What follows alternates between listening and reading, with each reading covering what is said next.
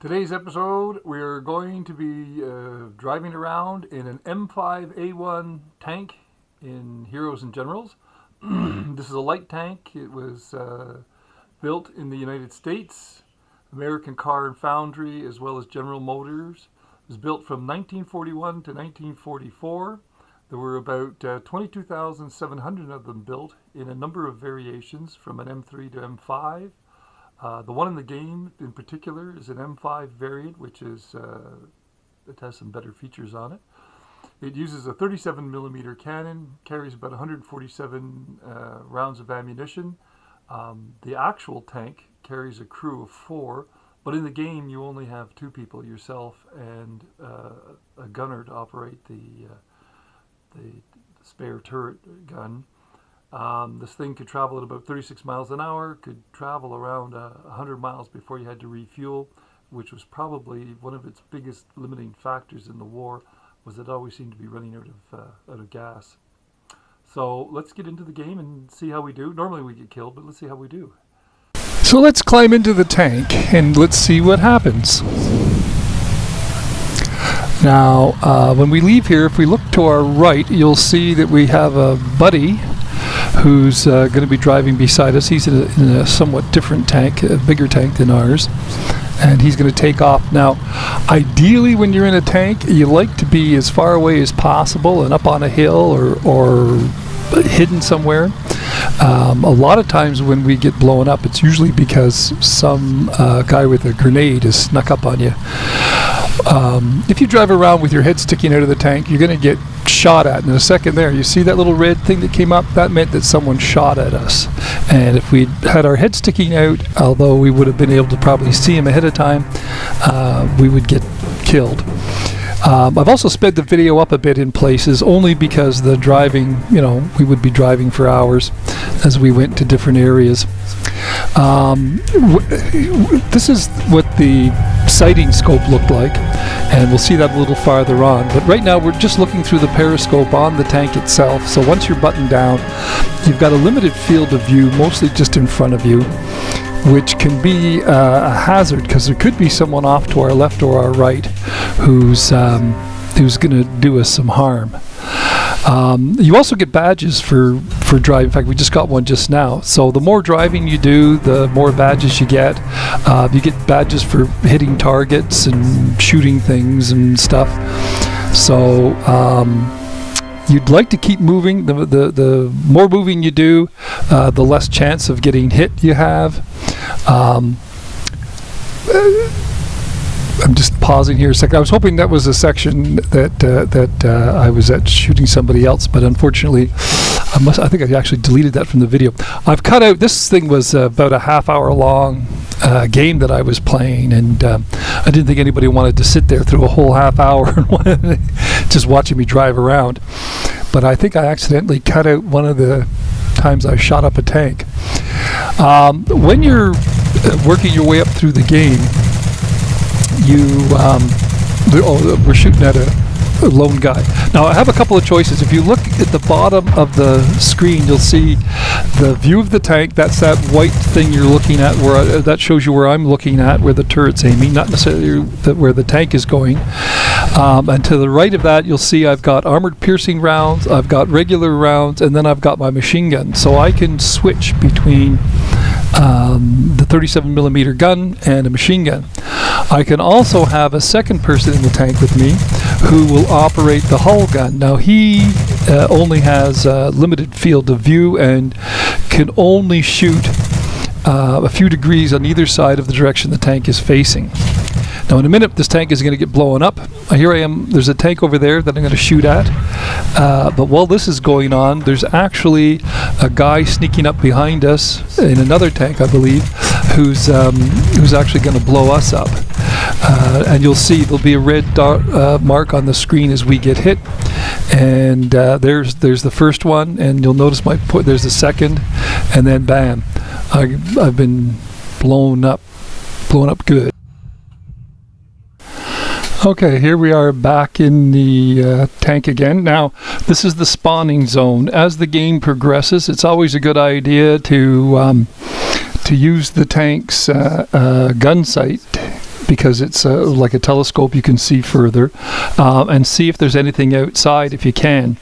It's not unusual for the enemy to camp outside your spawning zone and take shots at you as you first appear. Now, I have sped this up somewhat. Just to cover this section. It will slow down later on. But there was a guy outside the spawning zone. He may have been taken out by one of the soldiers. So I'm just looking now, looking amongst the trees, see if there's any camouflage, see if he's there. Because this is a 37 millimeter gun, it really takes 2 or 3 shots to do enough damage to take a guy out, unless he's already been hit once or twice. So I'm looking around now. You'll notice someone is shooting to the left of me, but I think someone took him out because I don't see him as we drive by. I don't see him there. There are some enemies to our left and forward. I'm checking the ridge line to make sure there's no tanks hiding up there. Of course, speeding it up makes it look like it bounces around a lot. In the game, it doesn't bounce around anywhere near as much as it's doing right now. Now, when we go around the corner, you'll see a couple of guys come by in some vehicles, a motorcycle and that. And those are the guys you really have to watch out for because they're moving pretty fast. There's one of them there. There's a guy running. Here's a guy on a motorcycle. Because if they get off and they have a sticky bomb, they can do some damage to you. Now, we also happen to have passed a tank, but we're moving fast enough that he's only gotten a couple of rounds into us, but he is chasing after us. So I'm trying to get away. Now, this tank is not as maneuverable, and it's very hard to drive and shoot at the same time, so you have to try to get around. I'm just turning around now, trying to line up where he is, and there he is right there. I managed to get like one shot off, and he blows me up. And that's a very common thing in this game. I have a tendency to be blown up a lot. Now, this is normally when you're deploying, this is what it would normally look like. You get this blue bar, you got to wait around. As you work your way up, you can go as a co-driver on another tank, and that will speed things up. If you hold down the E button, it will put you into somebody else's tank. You fight with him for a bit, and then when it comes time to go to your own tank, it's almost instantaneous.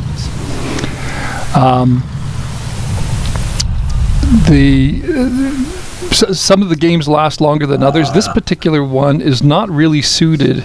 This particular board we're on or field we're on is not overly suited for tanks because of the way the buildings are situated. But when you're in the village, there's some really good hiding spots that make it really good for taking them out. Now, there's a guy. He's just up on the hill. Just on the other side, there he is right there. He's come down the hill, and I fire a couple of rounds into him, and I'm getting points for every time I hit him, and I'll get like 5 points if I blow him up. You see the guy, he jumped, no, I got more than that, 30 points, sorry. He jumped out of the tank before it blew up. There was another tank behind me. It really pays if you can have a couple of guys working together, especially if you could do it in the same room where you could talk to one guy to watch your six, because once you're in a tank and once you're buttoned up, your field of vision is so narrow. It would be nice to have an infantry guy just sort of hanging around out back to tell you, oh, there's a tank coming or this is coming, and would probably save your life. As it is, you got to move. You got to keep moving. See, now I'm being shot from across the field there, and now I'm trying to pick him out. By the time I pick him out, he's got me. It depends what size tank is coming. Like this tank in front of me here has got a bigger gun than mine. Probably has a better shell on it.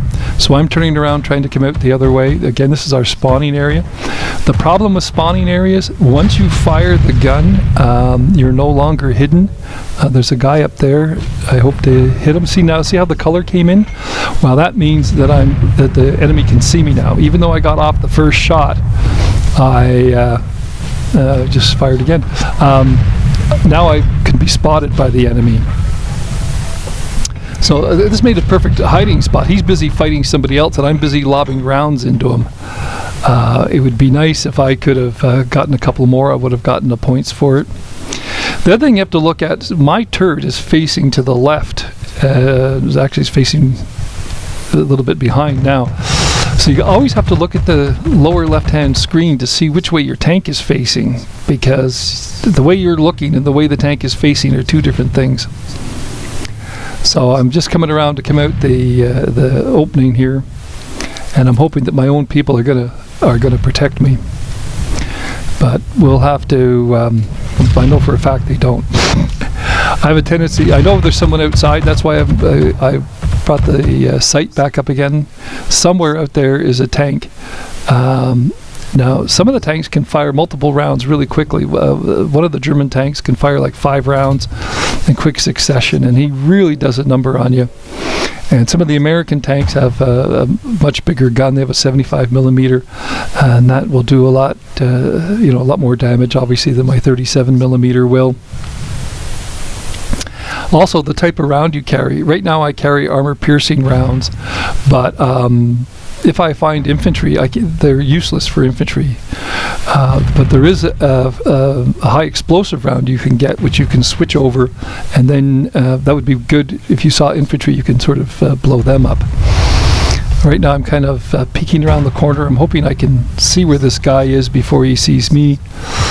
As my armor is not all that heavy. Now I'm being shot from behind somewhere, but I'm hoping that my own people are protecting me, but they're not. Oh well, that's the story of my life. Now, what happens sometimes too is other tanks will get in the way. He just spawned right in front of me, so now I can't go out this doorway, but he's going to get hit in a second. He's busy looking one way. He's a bigger tank than we are. See that blast? That was from a tank that I was telling you about that puts out like 5 rounds in one shot. And so he's gonna, but his gun is really big. If he can get a hit. Now also one of the guys has come over with his wrench and he's working on the tank to get his points back up. You don't have a first aid kit for tanks. What you have is an adjustable wrench, and if you can get a guy to fix it for you while this is going on, then you can withstand quite a bit of damage.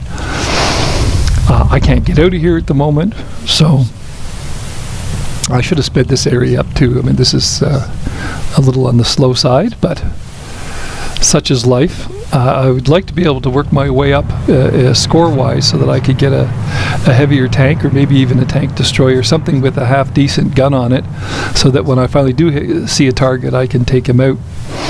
Now, you'll notice we came into color, which means we're out of the spawning area. I can be seen. I'm following him a bit just to see if he'll... maybe people will shoot at him first and I can get a chance to get a couple of rounds in. There is a guy to our right. He just fired a shot at us. He's pretty far away because I didn't lose too many points. He's to the left of the building up there, and you can just see him. He's going behind the bushes, and we're all firing at him. He's being shot at by 2 of us, and so we'll get bonus points for helping. Like I say, trying to fire and drive at the same time is almost impossible. This is not a stabilized gun, so every pothole you hit, the gun is going up and down, you're going up and down, and so it does make for a bouncy sort of ride. But it's a lot of fun. I've enjoyed it a lot. Got to watch out for the rocks, though. The tank can drive through trees. Small trees are not a problem. You can just zip through the woods. The bigger trees you have to watch out for. Obviously, you can't go through them. But it's amazing what size trees you can go through. But it's the rocks, because when you get going at a half-decent clip, you don't see the rocks till the last minute, which can be a bit of a pain. So here's another tank here. Now we're going to go after him, but see, we're trying to drive and shoot at the same time, and he's firing multiple rounds, and he's got us. Well, I think that's about it for now. We'll see you next time. Bye-bye.